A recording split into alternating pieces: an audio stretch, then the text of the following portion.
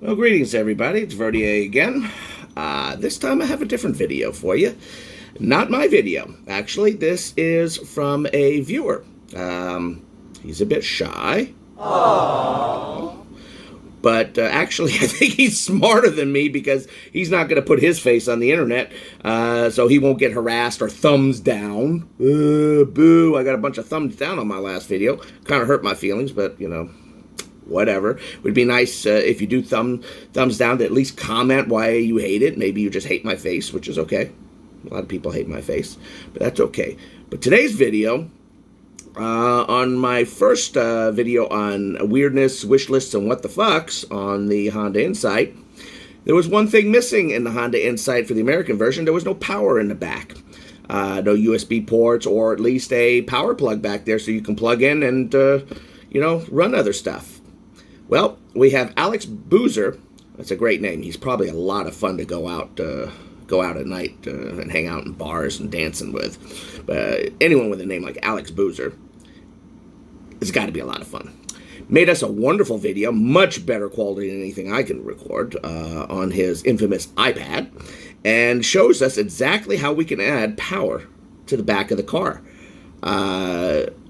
So all of those wanting to know how to do it, want to see a step-by-step, here's a video from Alex Boozer showing us exactly how to do it. Just leave your comments below for this video. You know, I'm sure Alex will probably be checking them out off and on. And if he doesn't answer any, I'll try to get in touch with him in email and see if he can answer anything that he doesn't answer. His life probably does not revolve around this channel. Mine doesn't either, but you know, when you got a channel and you got 130 people watching off and on, you feel obligated to try to give them something to watch. And I feel bad for the Ford people. I haven't put any Ford stuff up. But without further ado, here's Alex to show you exactly how to add power to the back seat of your Insight. Hey guys, one of the few problems I have with the Honda Insight is the lack of rear seat amenities. Most importantly, any sort of power in the back. Most cars these days have a USB port or 12-volt socket, but the Insight has nothing. Hopefully they address that in future generations. I'm going to show you how I took care of it in mine.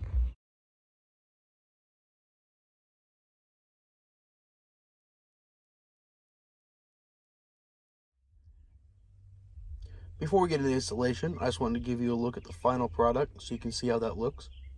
One other thing I want to note, this console is the same as a Honda Civic, and some Hondas come with rear USB ports.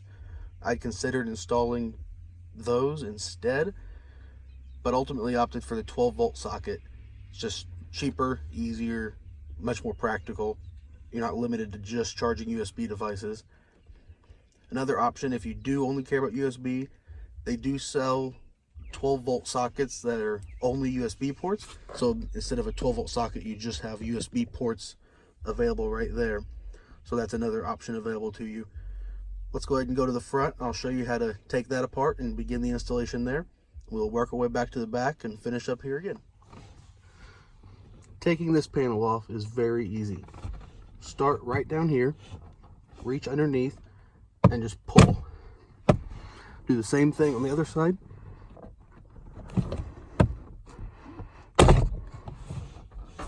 And then the top. And you do want to be careful. There are wires attached for these buttons here. I'm going to go ahead and unplug them.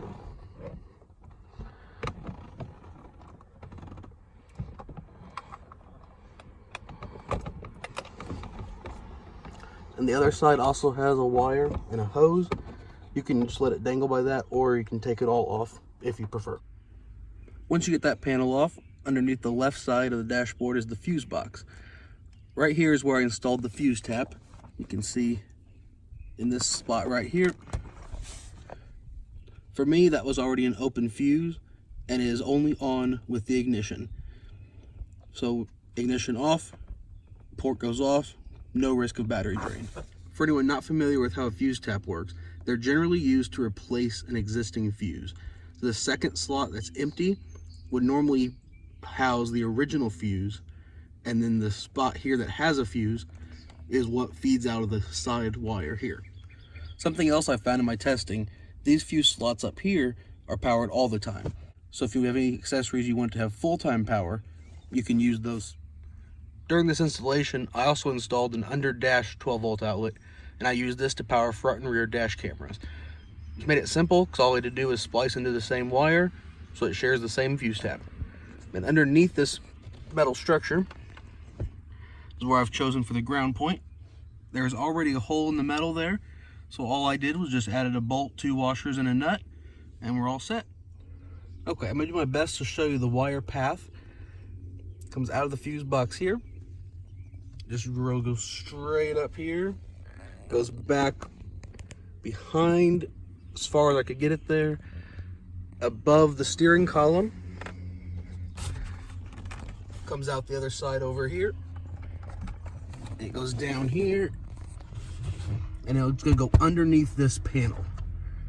Just drop it right through here, and this panel pops off very easily. Just get under here, and boom. So there's the cord there. You can just tuck it under this panel. And if you see, it's very loose through here, even with that clipped in. So mainly, I was just tucking it under this panel all the way back. Okay, to get this back together, I'm gonna start by plugging these wires back in. Don't have to worry about which is which. The green goes on green, white goes into the black. Just line up the clips through here and push that back on. Make sure it's snapped all around. Go to the other side. Just do the same. Just push it back into place. And that's all there is to that. Alright, we're in the back of the car now. Got the passenger seat all the way forward. Give us plenty of room to work here. You will want some sort of pry tool. You could use a screwdriver, but you risk marring up the plastic. Definitely suggest something like this one here. We're going to use this end right here. We'll just go to the very front top, stick it in here and kind of give it a twist. And once you start getting it to go like that, you can actually put that tool down. Just grab right here, and it just falls right off. Perfect. Mounting the outlet, I just used a Dremel tool. Started out with a hole in the middle, right where I wanted it, and then used a grinding wheel to slowly work it out until it was just the exact size, just to make sure that there was no visible marring on the outside visible part. Now this does cover up a good amount here, so if you do have a little bit of trouble, it'll cover it up. It's not too bad. The most important thing is placement. There are a few obstructions, which I'll show you in a moment.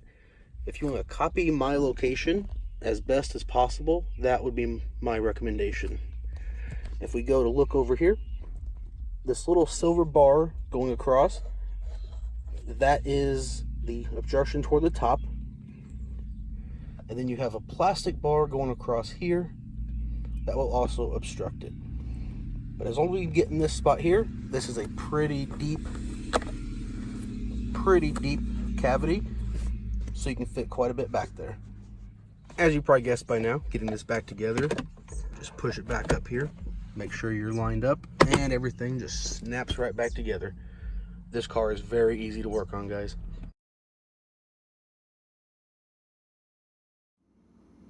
Well, I hope you found that video helpful. I thought it was excellent. Very nicely done.